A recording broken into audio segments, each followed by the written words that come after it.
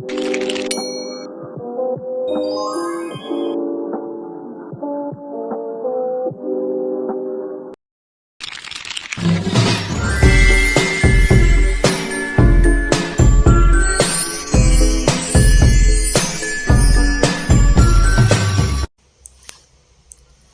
teman-teman, Assalamualaikum warahmatullahi wabarakatuh. Halo teman-teman, perkenalkan saya Nazwa Gasam, mahasiswa Poltekkes Kemenkes Sorong, Prodi Sarjana Terapan Kebidanan tingkat 1. Di sini saya akan menganalisis kasus tentang tenaga kesehatan yang berjoget di depan pasien yang mau melahirkan. Yang pertama, latar belakang kasus. Kasus ini melibatkan 3 orang nakes yang membuat konten joget TikTok di depan pasien yang sedang dalam proses persalinan. Ibunya merasakan sakit yang luar biasa saat menunggu pembukaan 10. Selanjutnya, analisis kasus. Terlihat 3 orang bidan yang berjoget-joget di depan pasien yang mau melahirkan sambil menunggu pembukaan 10. Terlihat seorang ibu itu terbaring kesakitan di tempat tidur yang didampingi suaminya. Dan 3 nakes itu lagi berjoget-jogetan. Selanjutnya, pelanggaran etik dan profesionalisme. Yang pertama, tidak menghormati pasien membutuhkan dukungan bukan dijadikan objek konten, pelanggaran privasi, terus kemudian membuat video tanpa izin yang jelas dan komprehensif. Yang selanjutnya, prioritas yang salah, fokus pada konten daripada perawatan optimal. Selanjutnya, dampak pada pasien dan profesi.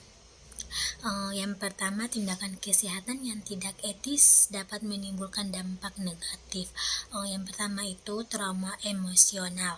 Pasien mudah merasakan tidak dihargai, dipermalukan, dan mengalami trauma emosional akibat tindakan tersebut.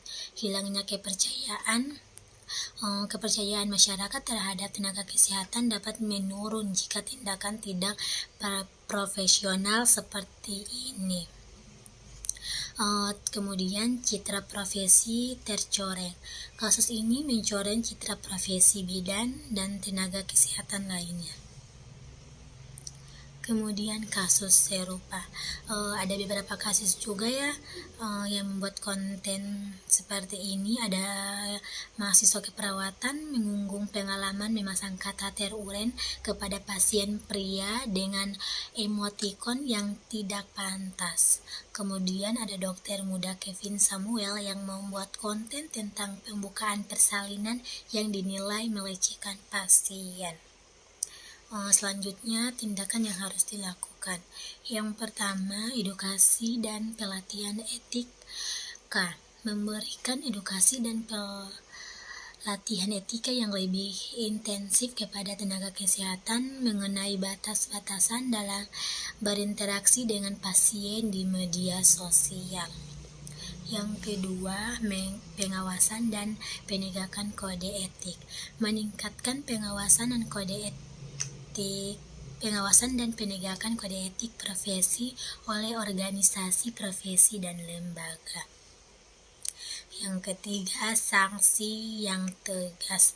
Memberikan sanksi yang tegas kepada tenaga kesehatan yang melanggar kode etik sebagai efek jera dan menjaga profesionalisme.